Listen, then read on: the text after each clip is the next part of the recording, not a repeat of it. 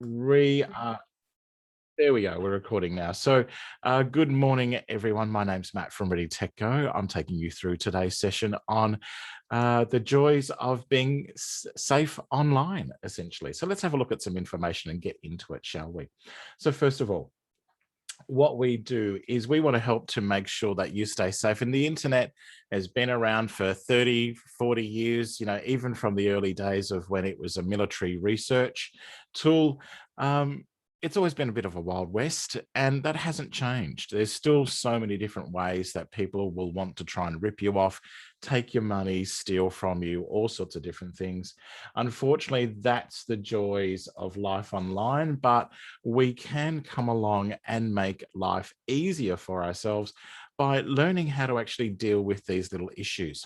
So we're going to talk about that today. There's still those criminals out there that will try and exploit you. There's lots of things that we do on the internet every day, which we may not realize aren't necessarily safe. Even a lot of things we might post on Facebook can be used as information against us. And part of that, we'll talk about social engineering. So we're going to talk about some of the big issues around internet security. Hopefully we'll give you some tools to help you get through all of this. So we've still got a couple of people arriving late. Bear with me, everyone. Won't be just letting those people in. Okay, so let's talk about the tools you need to keep yourself safe online there today.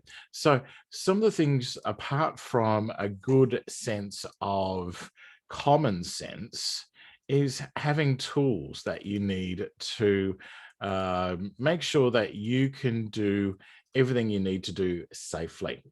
So the first thing we need to understand is social engineering. What is social engineering? It is the use of deception to manipulate individuals into divulging confidential or personal information that gets used for fraudulent purposes. So e.g. phishing accounts with your online attacks.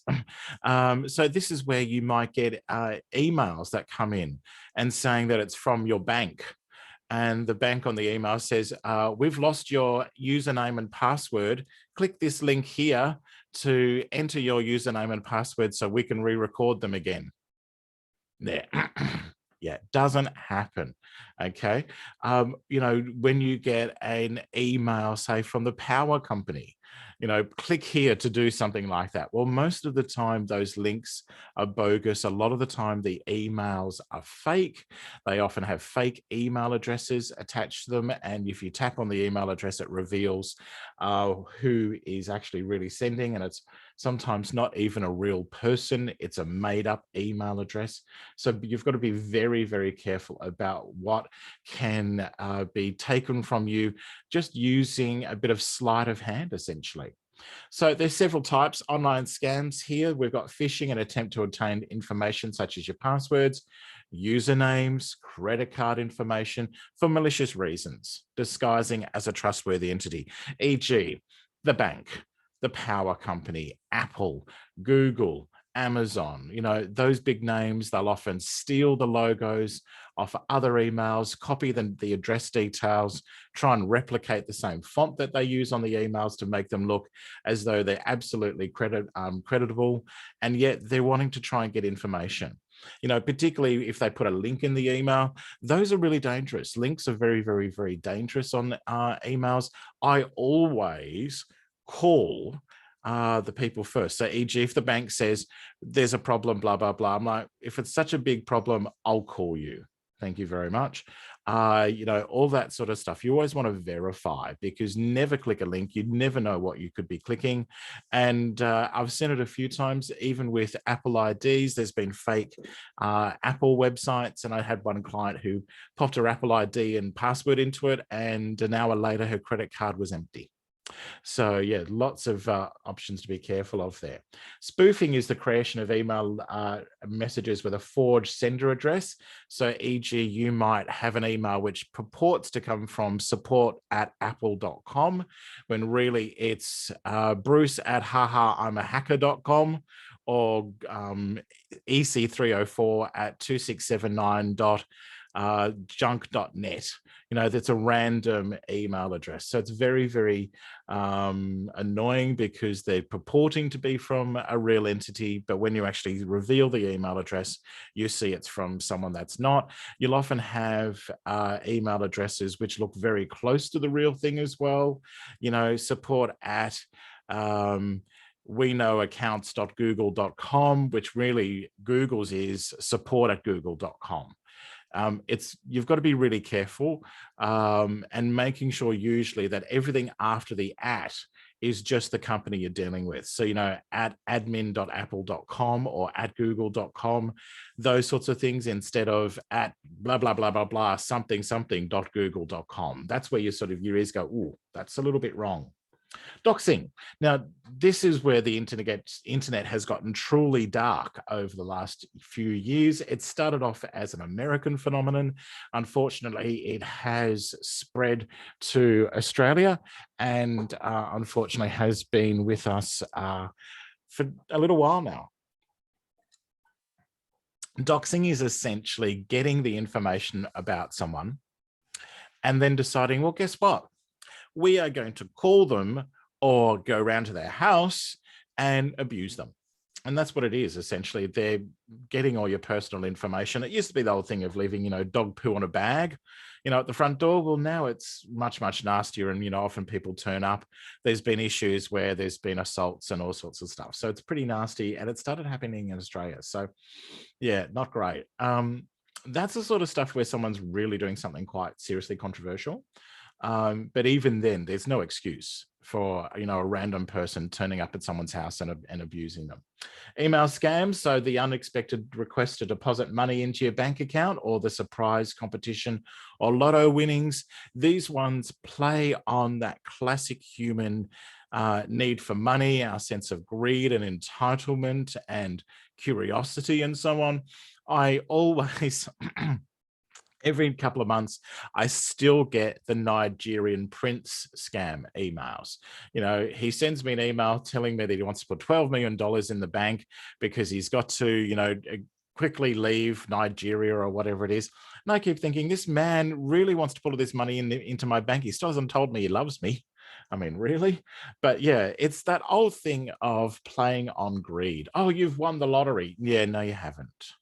Did you enter that lottery competition? No, you didn't. So yeah, if you don't get money for nothing these days, unfortunately, they're all fake and scams. Be really careful with the ones that purport to come from lawyers for inheritances.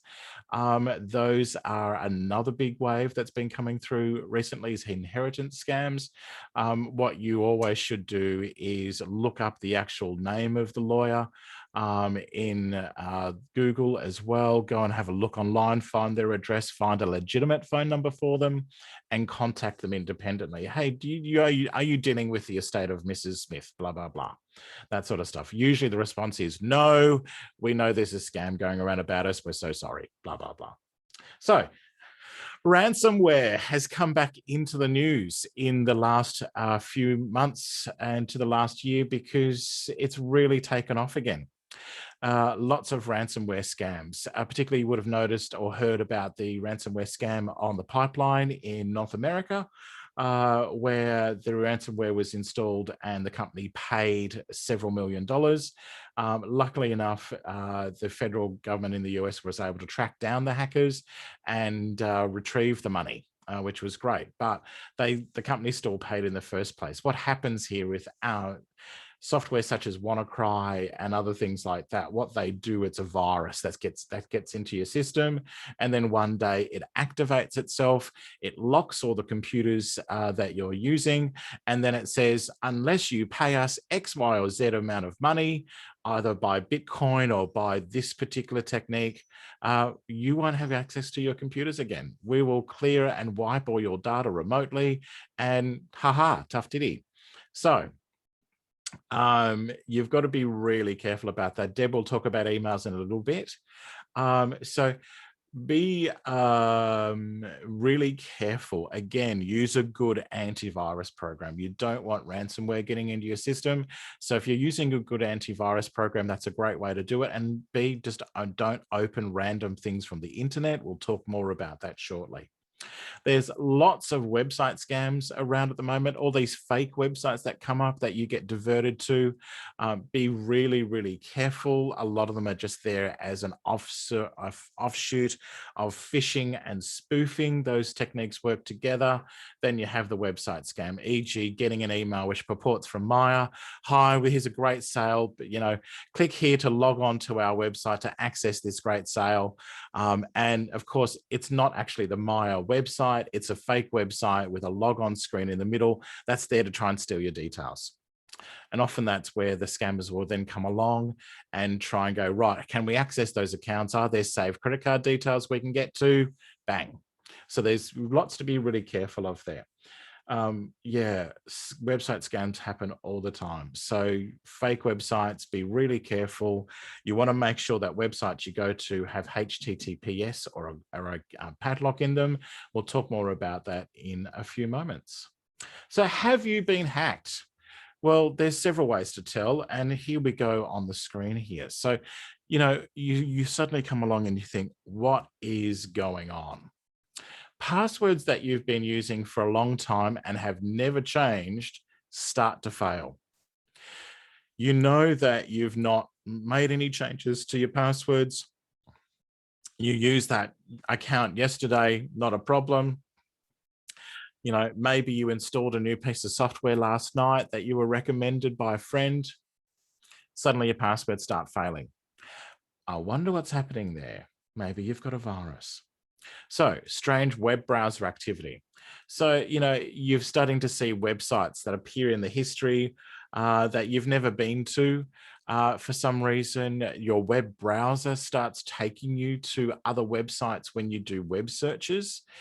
This can particularly happen when people click pop-ups, little pop-up windows that pop up, and they end up installing little plugins to their Google search. And they end up with something that doesn't look like Google at all, has lots and lots of different icons all around it. This search, that tool, all these sorts of things suddenly appear on your Google search screen. And when you do a Google, it suddenly goes off to Yahoo or Bing. That means you've probably got a virus or what we call a PNP, and those sorts of little apps are there to come along and steal information about what you do on the internet and where you go as well. Viruses can redirect your computer or even allow remote control access. Most of us might have used apps such as TeamViewer or may even have used Zoom's option to allow someone else to control your screen, which is fantastic when it comes to being able to get help, and for someone to help you. I use it all the time when I'm helping clients, but when it's happening, all by itself, there's a serious problem. You've definitely got malware installed. That malware is installed a screen control tool. Someone's now, sitting in another part of the world controlling your computer and most likely trying to get into your banking to steal your money. And that's a story I'll tell you about in a few moments. Unauthorized credit card use. So your credit card numbers get hacked or stolen from a website somewhere, perhaps. Suddenly you're getting charges. The minute you start to see everything change on your credit card, you should get in touch with a bank. Now, most banks are pretty good at picking up fraudulent activity, particularly ANZ. They're very, very good. So is Commonwealth Bank. And if your bank contacts you all of a sudden and says, we think there's, credit card fraud going on or some authorized transactions, I'd definitely be taking that call and getting your card stopped. Credit card fraud can happen in all sorts of different ways online. It can be simple as, a website getting hacked. It could be as simple as someone watching your credit card number, all sorts of different things. So there's lots of different ways it can happen. You've just got to be careful. Usually these days, it's mainly because someone is shopping at an insecure website, or they've put their credit card details over an email. Never, ever put your credit card details on an email. Okay, never ever do it. Emails are highly insecure. they're about as open as a flat field on a Sunday afternoon. Okay, so yeah, you should never, ever, ever have your credit card details sent in an email. Very, very bad. Very, very unsafe. So you might get odd email messages. Suddenly your friends go, why are you sending me these really nasty, abusive messages? Someone's hacked your email account and is using it to send it out. This also happens on social media. Suddenly your Facebook account starts sending out nasty messages or pornographic photos, things like that. That often happens when your Facebook account gets hacked because someone's worked out what your password is. Apps suddenly appear on your computer that you've never used before. And again, those plugins and pop-ups can cause all of that. And then, things start to happen on your computer. It starts to run very slowly. The web browser takes forever. It takes a long time to start up. Hard drive starts to go juk, juk, juk, juk, juk, and all that sort of thing. You've probably got ransomware or malware running in the background that's slowing down your computer. So you really want to get on to having an antivirus program. One little piece of truth I can give you in regards to this is the story of a client of ours who a couple of years back was hacked, and it was fortunately, it was the worst kind of hack. It was a phone scam. He'd gotten the classic phone call saying that the caller was from Telstra, that he owed them several $1,000s in unpaid bills, and they were about to take him to court, or the sheriff was going to turn up that afternoon. If he didn't pay that day, the legal consequences would happen. And they said, you need to transfer money to this bank account straight away. And he went, oh God, I don't know what to do. And they went, oh, well, we can do that for you. Let us install this program and we'll, guide you through it. And so, of course, they installed a screen sharing program. They then got him to give them his bank password and details to log into his online banking. They went into his online banking and in front of him transferred $15,000 out of his bank account in a couple of different lots, so it didn't actually hit the limits, and then promptly hung up on him and deleted their software and removed any trace of the account it went to. Now, unfortunately, because he had willingly given these hackers his bank account password and account details, the bank said, we can't cover you on insurance, which, as you can understand, would be pretty devastating. So unfortunately for that client, he had to go straight to the federal police, report it to cybercrimes, and they were able to trace the transaction. And I believe eventually were able to track down the hackers who took the money, but it was very sophisticated. And I don't think the client got the money back. So yeah, be very, very careful. A good antivirus program is fantastic.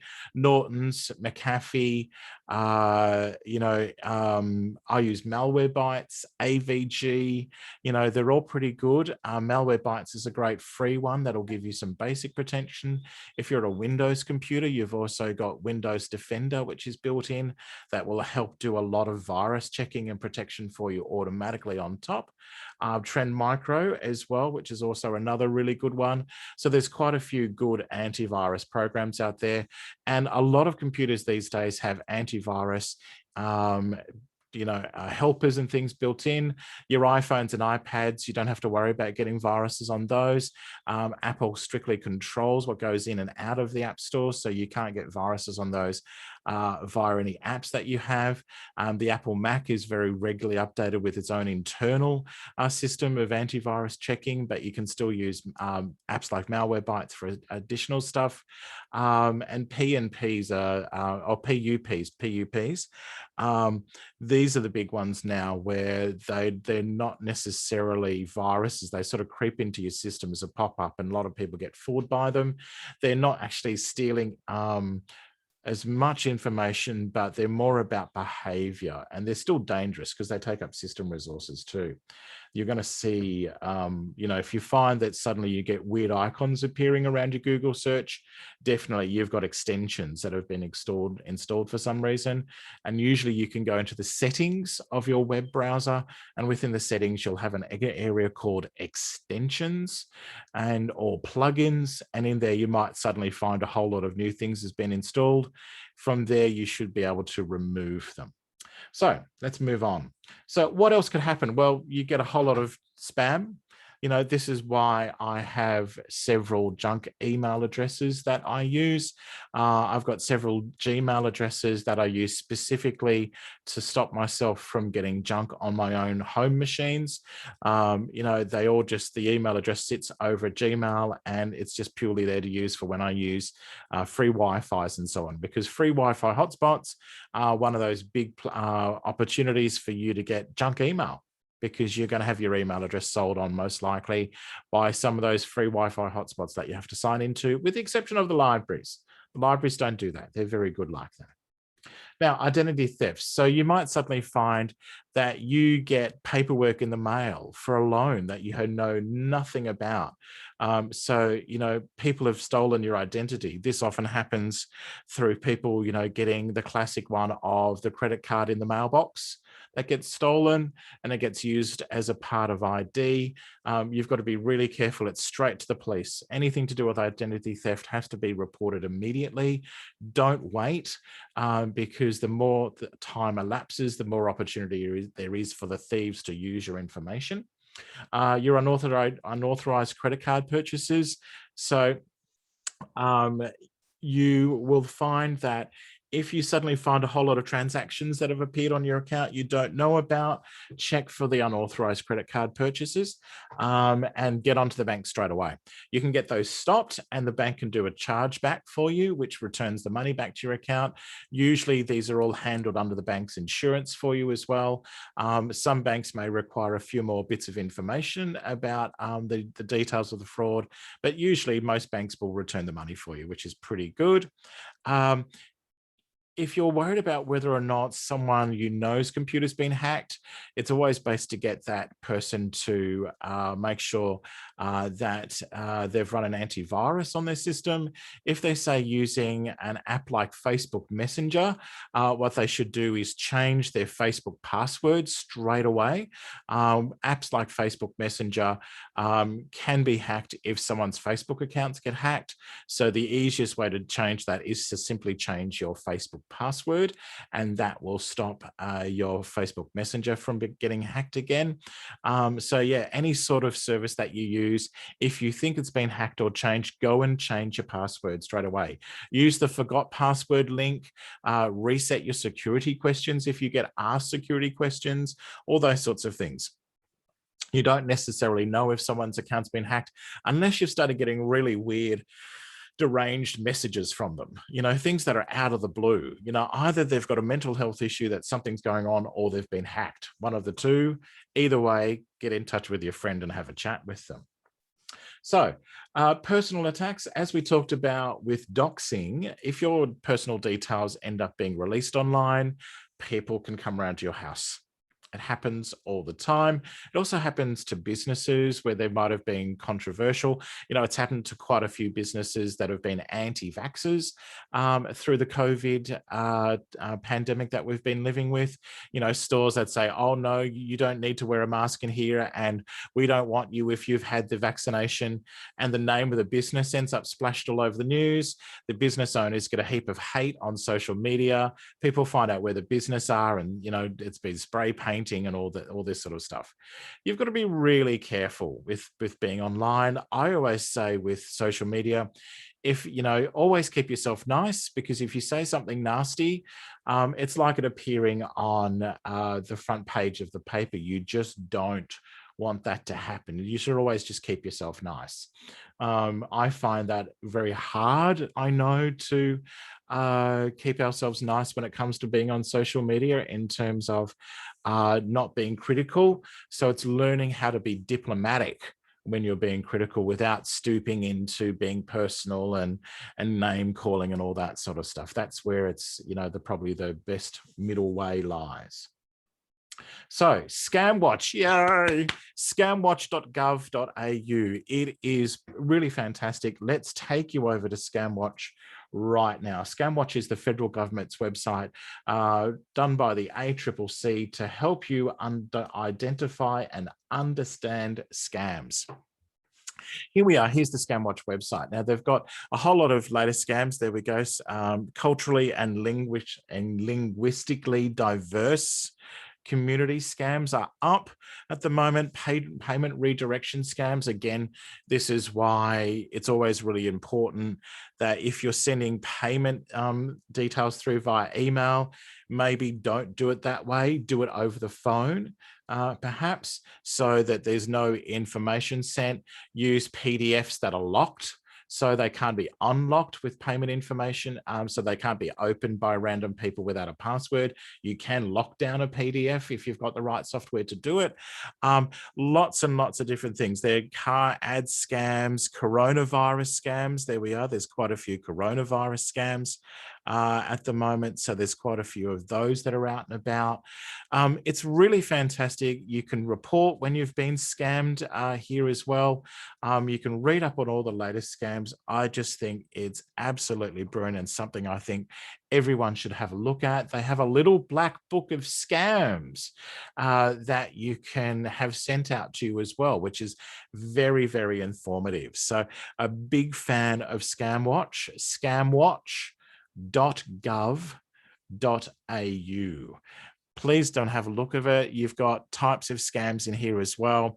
You know, dating and romance scams are a huge thing at the moment. There's so many vulnerable, lonely people around, and unfortunately, dating and romance scams are a huge, huge problem. So many people get scammed out of money. You know, someone chats to you online, they start sending you photos, you build up a lovely rapport. You know, you think they're totally real, and then, you know, several weeks in, my mother's died, I need several $1,000s for the funeral, or I need to go to hospital because I'm very sick. You know, suddenly the requests for money start. So yeah, or information about you, or maybe, can I have your credit card number so you can buy me a ring? You know, all sorts of stuff. You've got to be really, really careful. So scamwatch.gov.au. Please do go have a look. Subscribe to the Scamwatch radar emails. Have a look at the latest scams. We've lost, my goodness, $31 million. Goodness me, just in June. Oof. So yeah, have a look at that website. I thoroughly recommend it. I think everyone should be having a look at scamwatch.gov.au. Okay. Yeah, definitely have a look at that. Right now, okay, let's move on there. I've got a couple of questions I need to answer in the Q&A section at the end, just because they don't relate to what we're talking about right now, okay? So let's move on, and we'll come and answer some of those questions a little bit later on in the workshop. Let's come in back into our projection here. So how do we stay safe? How do we look after ourselves? Well, there's some good common sense things that we can do to keep ourselves safe. And first of all is passwords. Oh, some of the things I see with passwords, people, honestly, you know, I really worry. So let's talk about keeping your passwords safe. Got a couple of interesting questions we'll address when we come into Q&A though. So passwords, do use an alphanumeric password. Use a password that's a mixture of letters and numbers. Okay, letters, numbers, and preferably a symbol at least, which I know is a bit of a pain in the behind, but it's better than having a really simple password such as password, which is silly, dog, which is too short, 1, 2, 3, 4, which is just a big old giveaway because it's a numerical sequence, which can very easily be guessed. Words in the dictionary just by themselves, bad as well. So the best way to get around that is to use a mixture of letters and numbers. E.g., we've got Collingwood here as our example. So C0, capital L, capital L, 1, lowercase n, 9, W, lowercase o, 0, D. And that's what's in Leadspeak. Leadspeak is where you replace letters with numbers. So 2s can become S's or Z's. 3s become E's. The @ symbol becomes an A. The exclamation mark can be swapped with an I because they look like the same thing upside down. Sevens become R's, and so on. So you can pull up Leadspeak, and there's a great little chart that you can see with different options for Leadspeak. I know some people who print that out and they keep that by their desk so they can actually come along and do their own little Leadspeak and do it in their own personal way, which is pretty good. Let's actually just see if I can get you a better illustration here, everyone. There we go. There's a little illustration on Leadspeak. Let's just show you that. So I'm going to show you this little illustration here. Here we go. So here's a table of Leadspeak right now. You can see that the number, that the letter A, there's a couple of different alternatives that you can see within it. You've got the number 4, the @ symbol, slash, dash, backslash, / backslash, all sorts of different options. Your E, the 3, the pound sign, the and symbol, the euro symbol, bracket, and a dash, because that looks like an E. You've got all sorts of different options for different letters. The M could be a 44. What have you got? You've got all sorts, S's, or 5s, or the dollar signs, or a Z, or a that special S, which I can't remember the name of, and I'm sure someone else does know. So this is a great little option to have a little Leadspeak table. What I'll do is I'm going to link you in the chat to that. So I'll pop that in the chat for you now, everyone. So for those people who are interested, they can go and look at that webpage. Also, I'll pop in the chat for you scamwatch.gov.au, so you can see that website as well. Let's just try that properly. Scamwatch.gov.au. There. Oh, hello. http www.scamwatch.gov.au. There we go. Now we get a link. So with Zoom, you need to put the HTTP in. So think about passwords using a mixture of letters and numbers. Minimum password size and length really should be around 8 to 12 characters long. Anything more than that, you're starting to get into overkill, unless your computer system is generating a password for you automatically. And some of those might be 16 characters long, which are being a mixture of letters and numbers. If the system, your computer system, say your web browser, offers to create a password for you and it looks really sophisticated, remember to tick the box so the system saves the password.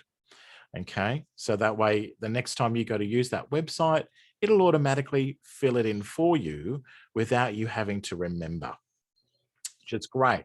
So if you do use that technique where you get the system to create passwords for you and fill them in for you automatically, remember that you should have a password on your device that you're using. So if you're on a smartphone or tablet, you need a 4 or 6-digit passcode, or Face ID or Touch ID, or the fingerprint or face print. You need some sort of password on your computer or tablet if you're using any of that, because you want to have the first wall of your castle, okay? And that is the password to your device. That's one of your most important passwords you can have. So make sure that your device itself has a password. Then you can let the system automatically save passwords for you. It's perfectly safe to save your passwords on the computer as long as you've got antivirus and as long as you've got a password to get into your machine in the first place. And that password should be a good, strong password, or it should be either your fingerprint or the face scan, if your device or computer offers that. That way they're very safe, and it's very hard for anyone to try and break that, because particularly with the fingerprint or the face scan, they need to recreate your fingerprint or recreate your face scan. And even my twin brother can't sign into my iPhone. It just won't recognize him because our facial structures are slightly different, as all twins are. So yeah, it's very rare for that to be broken. Yeah, don't use information in your passwords, people. I don't want to see, e.g. Lisa D 1980 or Matt Yar 1975. Yeah, there's my date of birth in there. Yeah, don't put dates of birth in passwords. It's very, very bad. So never ever do that. Of course, never ever use passwords. Now, you can use password management apps. These are pretty fantastic. 1Password, PassPack, iCloud Keychain on the Apple devices. There's so many great little password managers out there. You create a really good, strong master password, and then you can save all your passwords within one of those apps. I like iCloud Keychain because I've got all the Apple gear, and it just means that my passwords are securely stored up in the cloud. They're encrypted as they travel through the internet, so they're never able to be hacked into. And it simply means that all of my passwords can just automatically fill in for me without me having to remember them. I've got more than 400 passwords now. I can't remember all of those. So by letting my system save them for me and do it in a secure way, I'm perfectly safe. Now, so don't jot your passwords on scraps of paper. I once had a client who pulled out for me the most dog-eared A4 sheet that was half eaten away, and she had all her passwords on it. I practically died. I went, right, we're going down to the corner store, the stationers, and we're getting you a little black book. And we transcribed all of her passwords into a little black book alphabetically, so each account per alphabetical page, and dated the passwords. And so for people who don't do well with software, your good old classic little black book is a great little alternative. Keep it locked away somewhere so it's safe. And what you do is say, if it's A for Apple, you type you put in the word Apple, you put in your password, and you put a date. And then 6 months to 12 months later, when you change your passwords regularly, to keep yourself safe, you cross out the old password, write in the new one, and date that one as well. That's a particularly good tool for those people who think their passwords have been hacked, because you go, hold on, no, I've got the password there. Yep, oh, no, it's not working. Oh, something's going on. Let's reset the password. So store your passwords somewhere safe if you are doing that technique. I used to have one lady who sounded like it was the death scene from Monty Python's Mary Queen of Scots, the way that she would be rumbling around upstairs with things moving around just so she could get to her password book. She was amazing though, pretty fantastic. Update your passwords regularly, 3 to 6 months, 6 months to 12 months, depending on what the thing you're doing. If you're say regularly using MyGov government passwords, maybe do it every 3 months. If you've got a business, you should definitely be doing a password update every 3 months. In public service, you do password updates every 6 weeks. When I worked at the ATO, I had 10 passwords I had to update every 6 weeks. I can tell you that became a brain buster. So yeah, be really careful.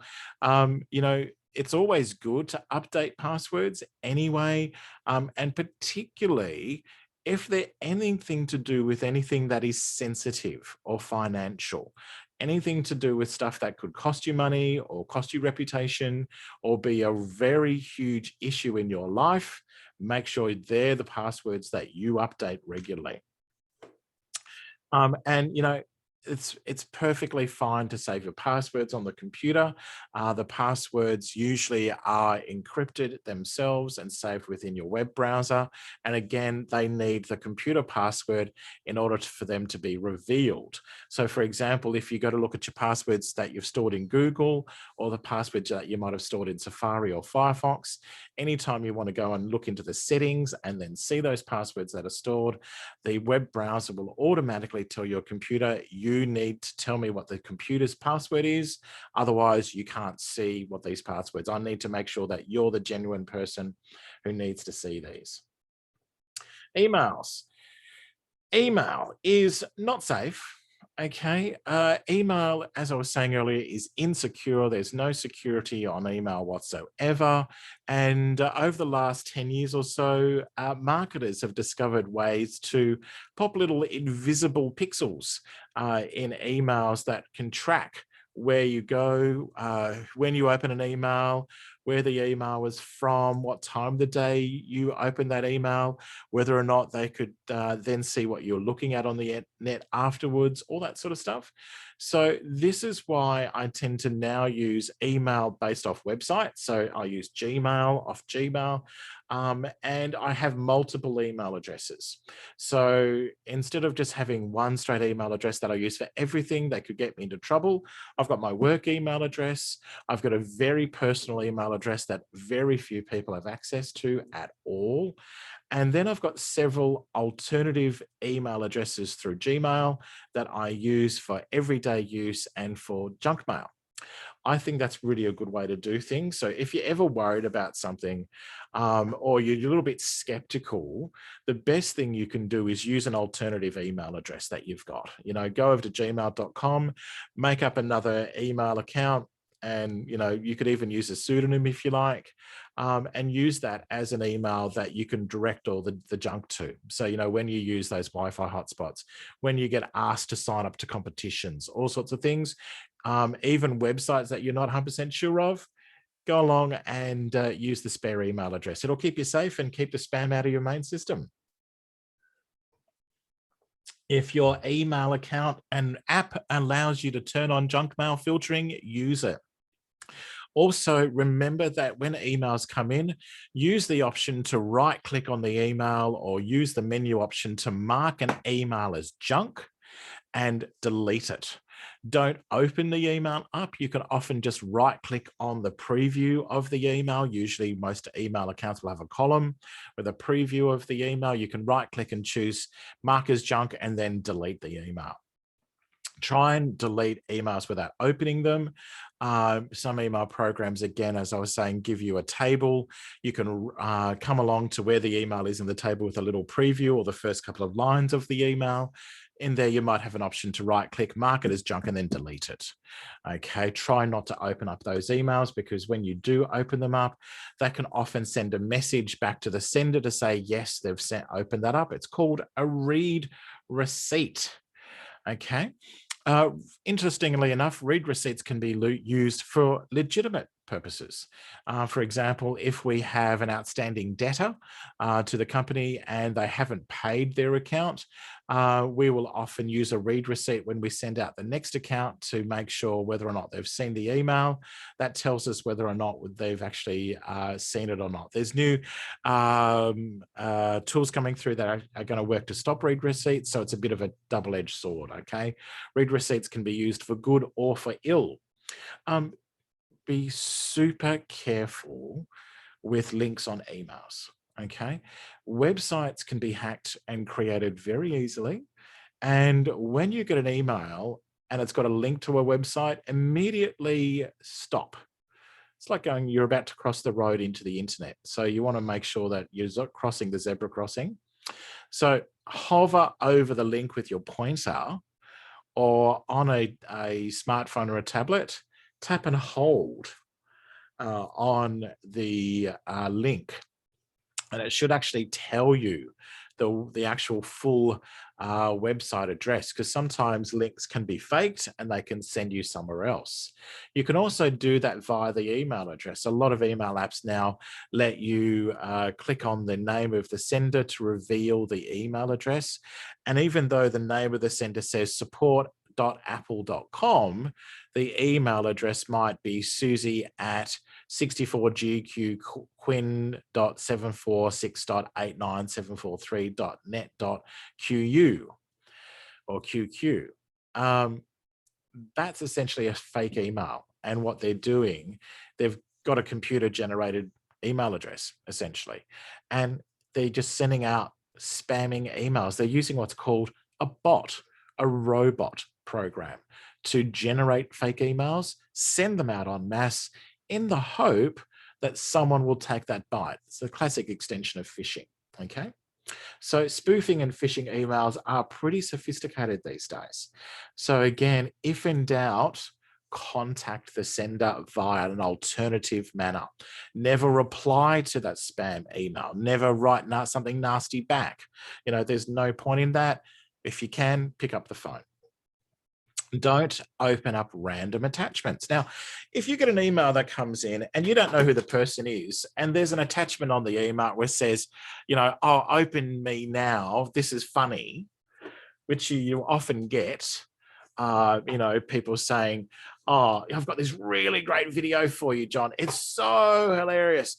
And you're waiting for it and you get an email and you think that's it. And one of the problems is if your email is attached and has any of the endings or the suffixes that we list here, .zip, .exe, .dmg, .7z, or .rar, super careful, immediately stop. A lot of email attachments can be scanned through your antivirus program. So, one of the first things you do is to make sure your antivirus program's on, allow it to run a check. And if it has an option to scan an email, get it to scan the email.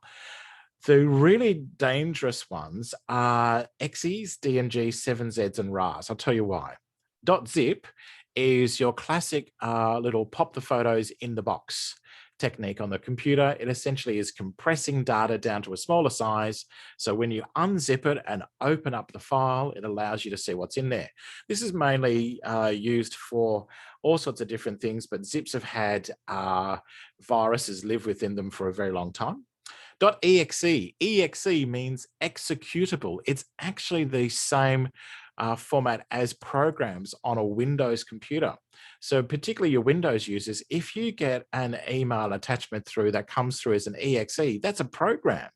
That's definitely dangerous, unless you've asked for a program to be emailed to you, and 99.999% of the time you won't have. So yeah, EXEs, super dangerous. They're very, very dangerous indeed, because they are a program in and of themselves. Apple people, DMG means disk mountable group. This is like the floppy disk for Apple users, like a virtual floppy disk. It's the same sort of as a zip. It sort of has a program that is compressed within inside it.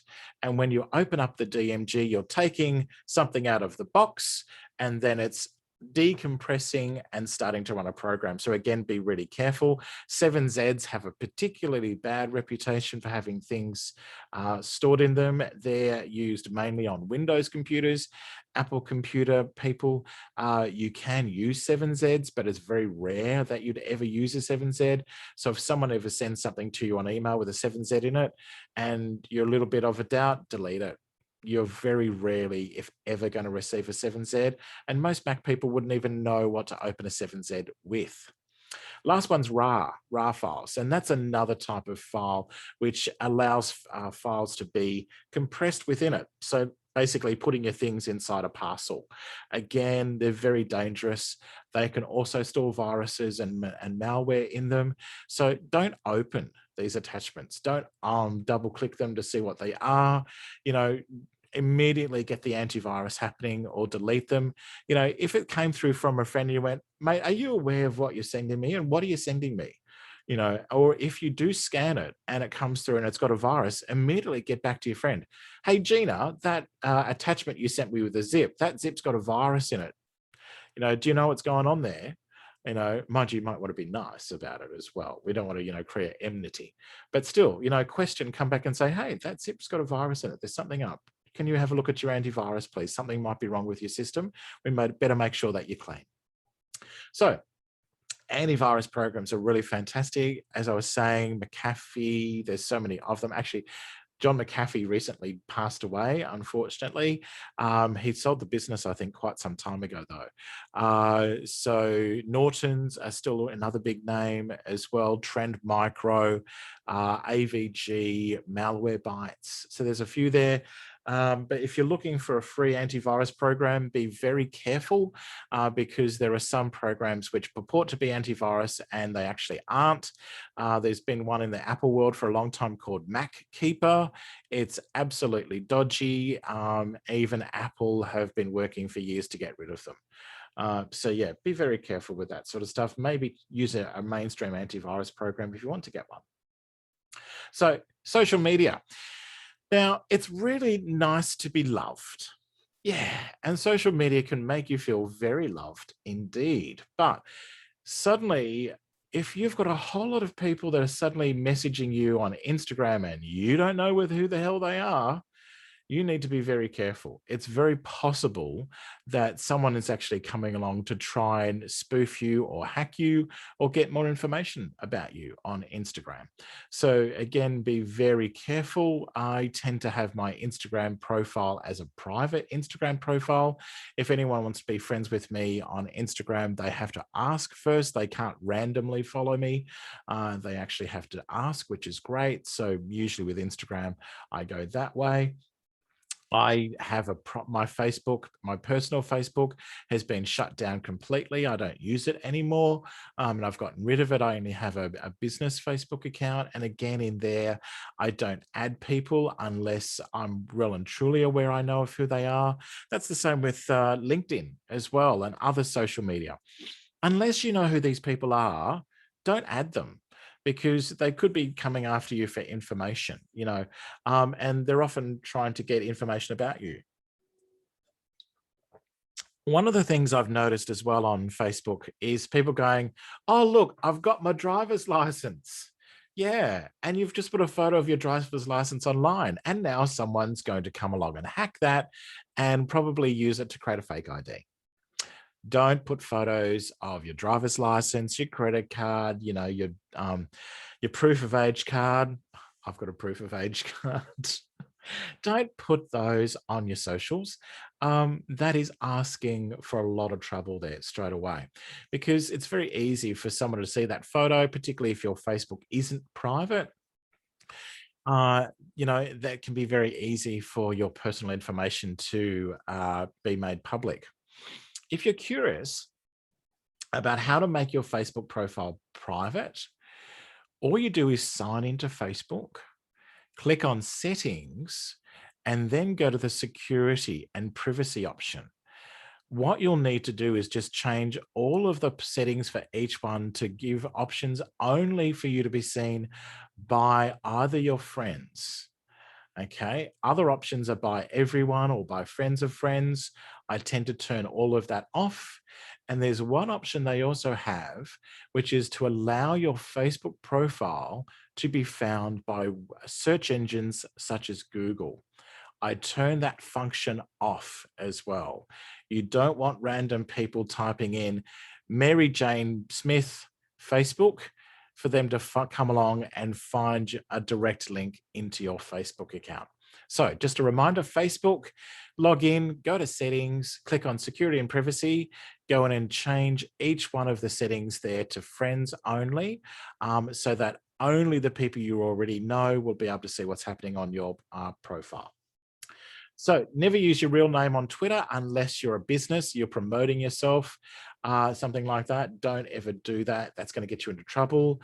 I tend to use pseudonyms or parts of my name, J Smith, or, Smithy or something like that. Use your favorite nickname, maybe, perhaps.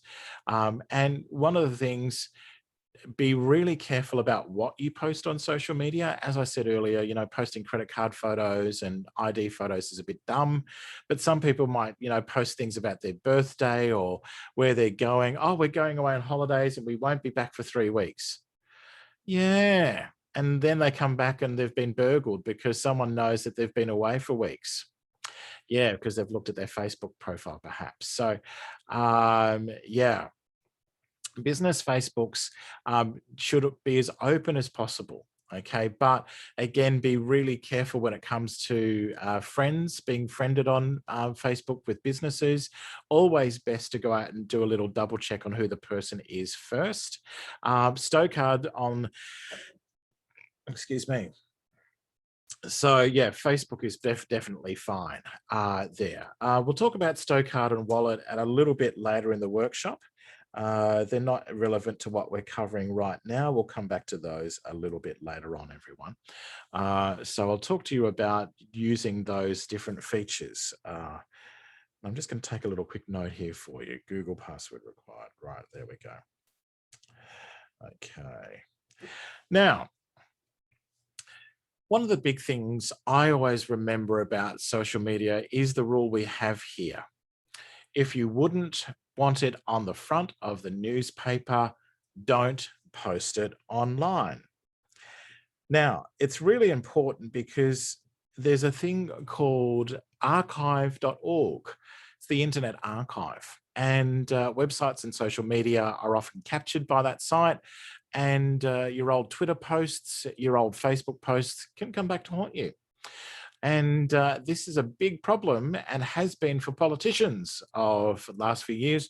I remember at the last federal election, 30 candidates for office had to withdraw because of previous social media posts, which were either homophobic, xenophobic, racist, ignorant, rude, anti-vaxxer, you name it, just plain old stupid things that got said online were enough to derail those people's political careers.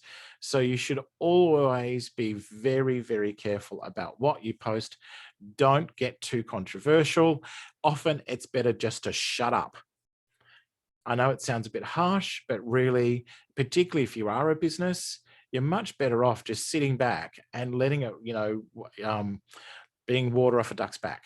If you're being a business and you're getting criticized, respond to the fair criticism and be diplomatic. There's nothing wrong with that sort of thing, but don't go out and do nasty, rude things in retaliation. I know of a recent business that I quite like, and last year they did something very childish and it got them into quite a lot of trouble.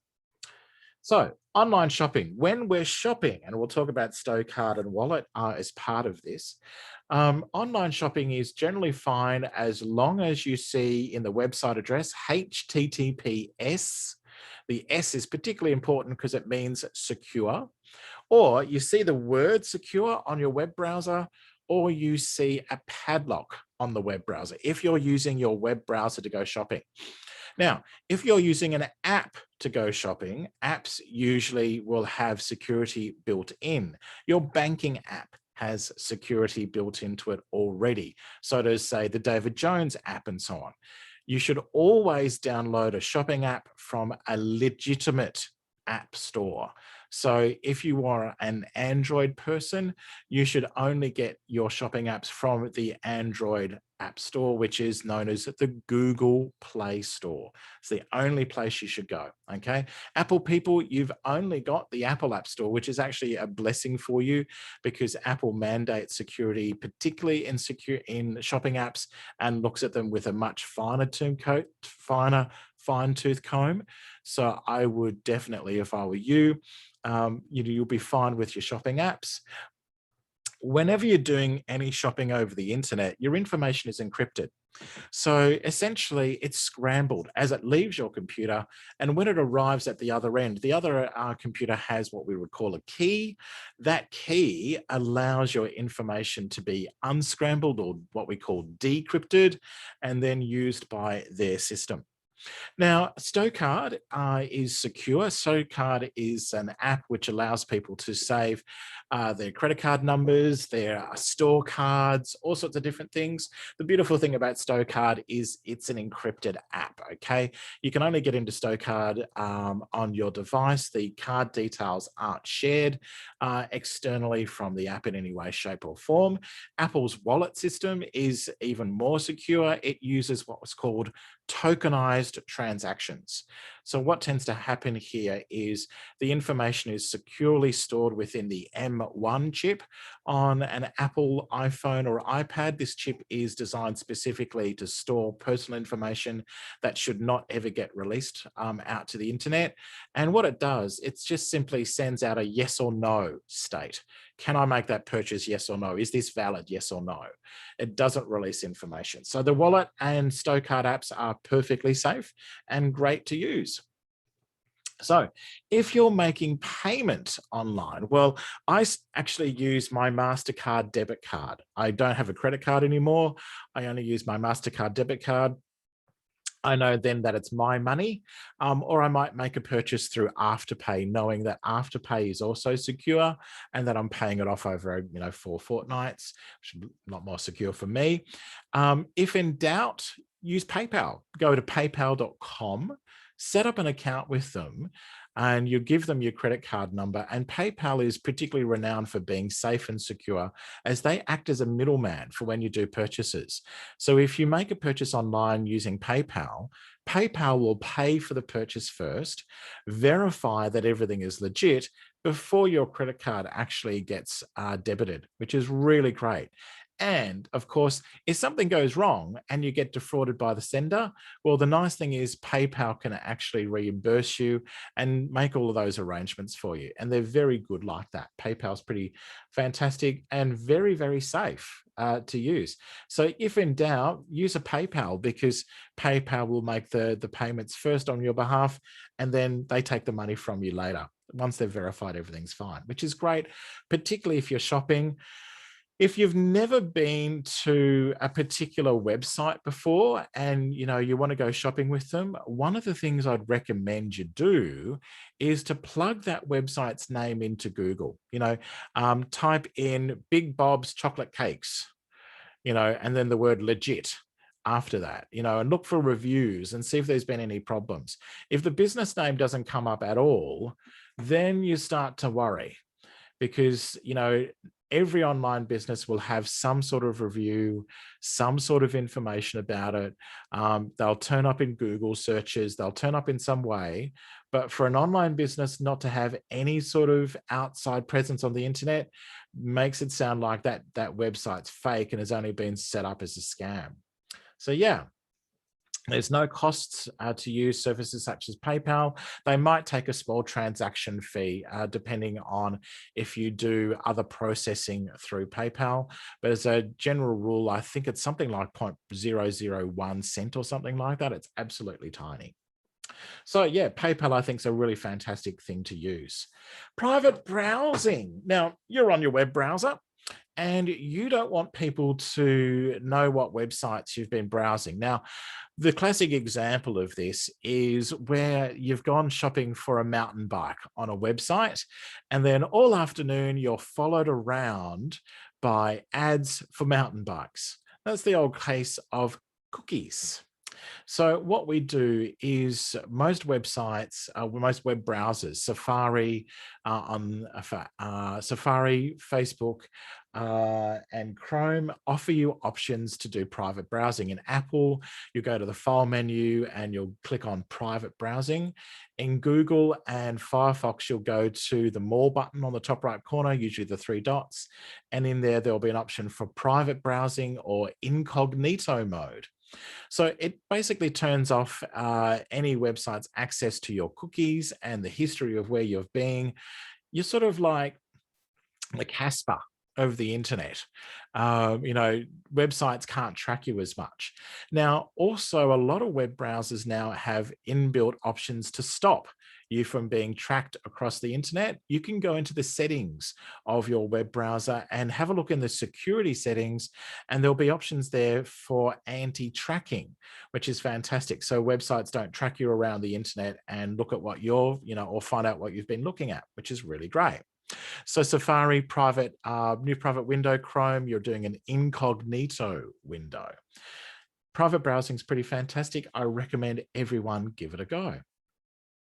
So what else can we do to keep ourselves safe? Excuse me.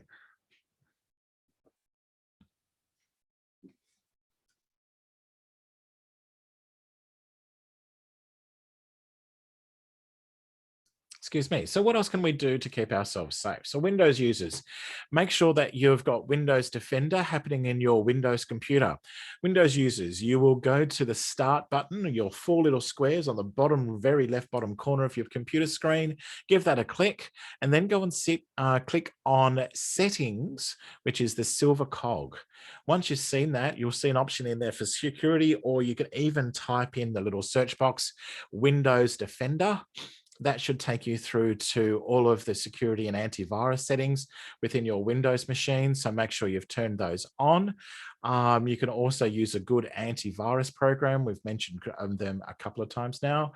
Do your virus scans at least once a week. Most antivirus programs can schedule that automatically for you. But if you forget to do it, you can do it manually if you like. Tablets and smartphones, make sure that your device is looking for automatic updates.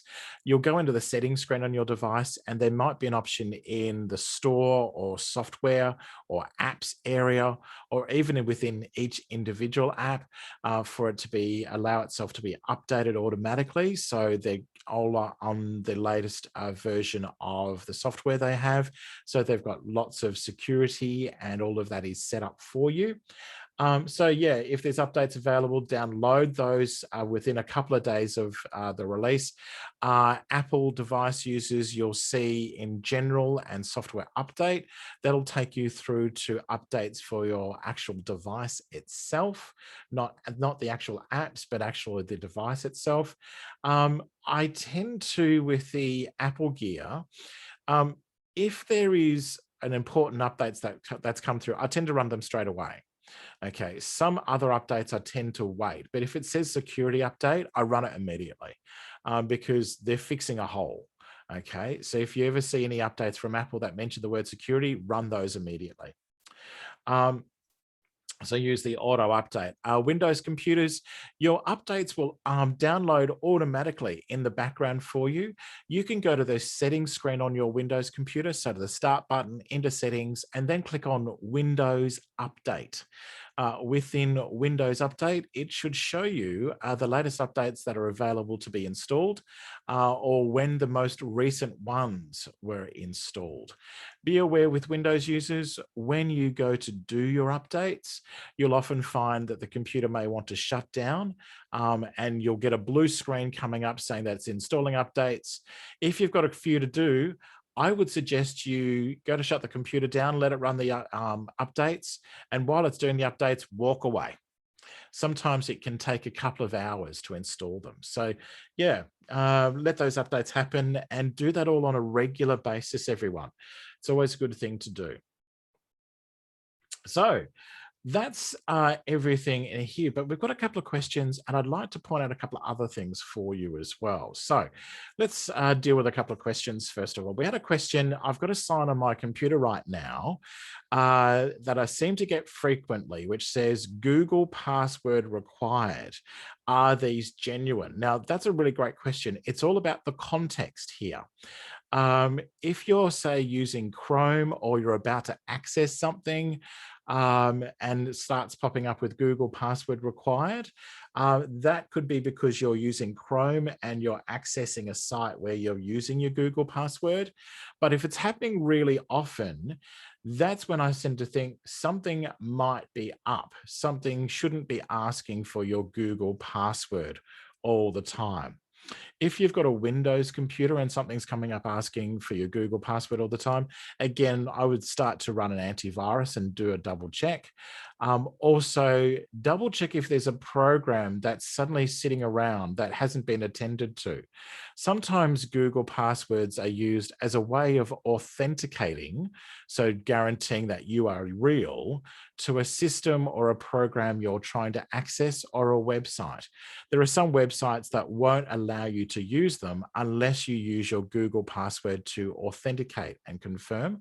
So it's really based on what's happening on the computer at the time.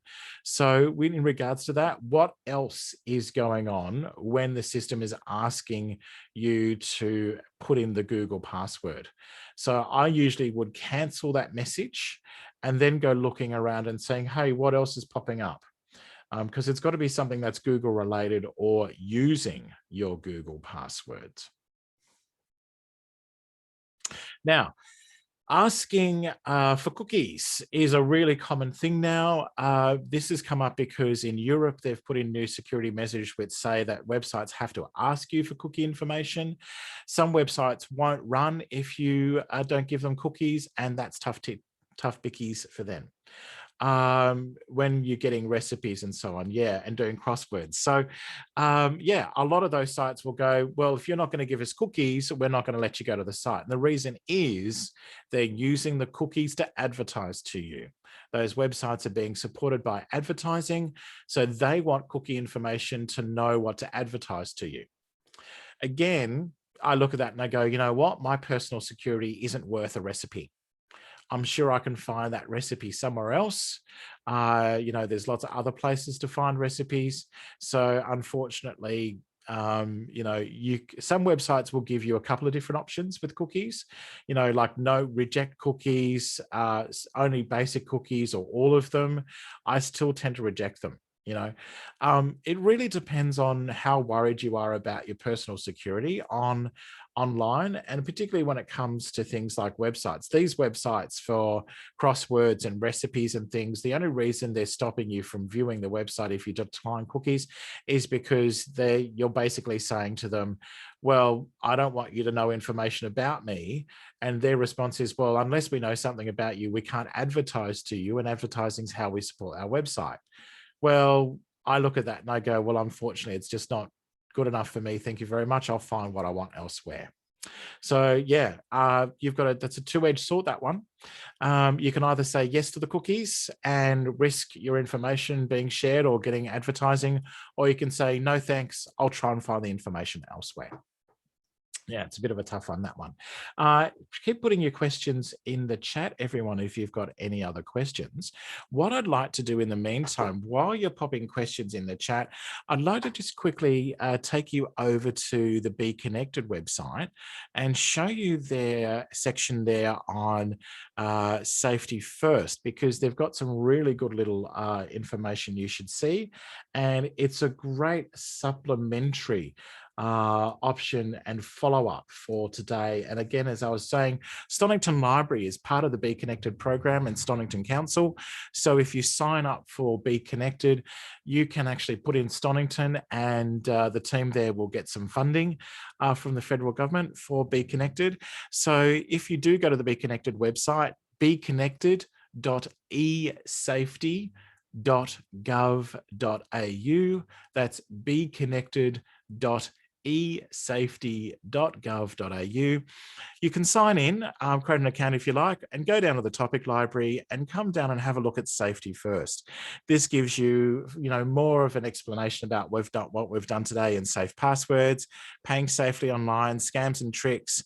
And then they've got some really extra options there on, things to avoid and learn when you're downloading and saving documents, and accessing help and support options online as well. So really invaluable website. I do thoroughly recommend everyone have a look at that. That's beconnected.esafety.gov.au. Have a look at the safety first. I think it's absolutely brilliant, and I really, really recommend it. So when we're talking about being safe online, it's really important to be aware and use common sense, because you'd be surprised at how easy it is to step into little traps. So let's review what we've looked at today. Let's go right back from the start and just review while anyone's got some further questions to pop into the chat. So just remembering that social engineering, spoofing, phishing, doxing, email scams, they're all about getting your personal information and with some sort of malicious intent, either to defraud you, to get access to your bank account and so on. Don't do any banking in public. Don't use public Wi-Fi when you're doing your banking. Don't do the banking on your device, on your tablet while you're on the train or the tram. Don't do it in public. You don't want people to see your details or look over your shoulder. So just don't do those sorts of things in public. Ransomware. So make sure that you're running antivirus so you don't get ransomware. And if you do, get in touch with the federal police immediately so they can assist you in regards to that. The cybercrime unit with the federal police will be able to assist you and help you out. Avoid those fake websites. Be really careful with links you get on your email, because they really could be actually a fake website. So if in doubt, don't go there. Contact whoever sent you the email and double check. If things start to change, like your passwords fail, your web browser starts to go to weird places, or you start to get plugins coming into your system that you don't know about, definitely run your antivirus and do some checking. You know, you've lost control of your computer perhaps, or your credit card start to get used, get onto the bank. Again, run your antivirus and double check those as well, because there's all sorts of different things. I don't know what the difference between Be Connected and Get Connected.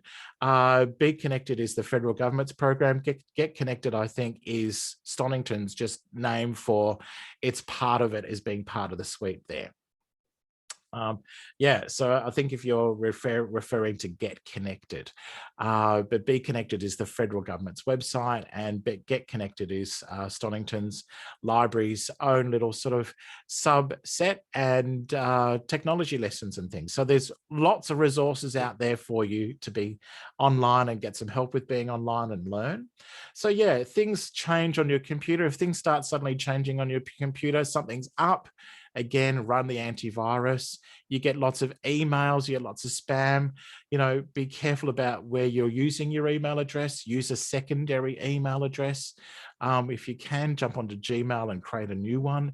Gmail is particularly great for dealing with spam. It really, filters out something like 150 million spam emails an hour or something like that. It's frightening. If you're wanting to make sure that you're shopping safely online, maybe even use a prepaid credit card if you like. And remember Scamwatch.